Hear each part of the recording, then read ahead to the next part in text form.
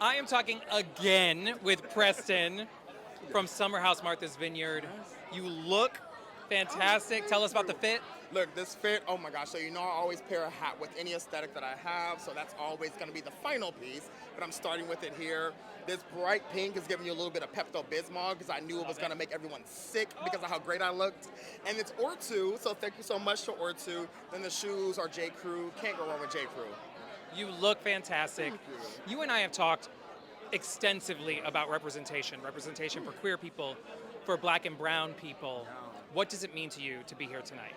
Everything. You know, I think you may know this, but you know, before I entered into the reality TV space, I worked at the Trevor Project, and my main job was convincing members of Congress to not be assholes, right? And to write positive bills for LGBTQ plus young people. And so being at the Glaad Awards, it's my first one at a place where we're honoring people, right, with the national premier advocacy work that we do in media and representation.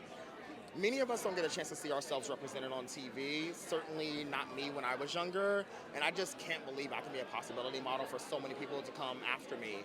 Representation will always matter more than a buzzword. It means a lot for the little black person, the little brown person, people who are really like, I don't know who I am, I don't see the joy, I don't see the celebration, and we're like, your time will come, we assure that, and that happens when they see people like us on TV and being visible. And who did you look to? I mean, for me, it was like there was cartoons that I could go, Bugs Bunny's in a dress today, maybe, I don't, like, what? That's such an important question. I didn't look to anyone, and it wasn't until I became a senior in high school that I discovered a show called Noah's Ark. And I always honor people like Patrick Ian Polk, Gerald Stevens, Wilson Cruz, among others, who were the black and Latinx folks I saw on TV on Logo, and they looked just like me and my friends. Now, they were doing things me and my friends weren't doing yet, but Yet is the operative word. Yeah, because we did it eventually, but it was the first time I really saw us, and it just made me cry.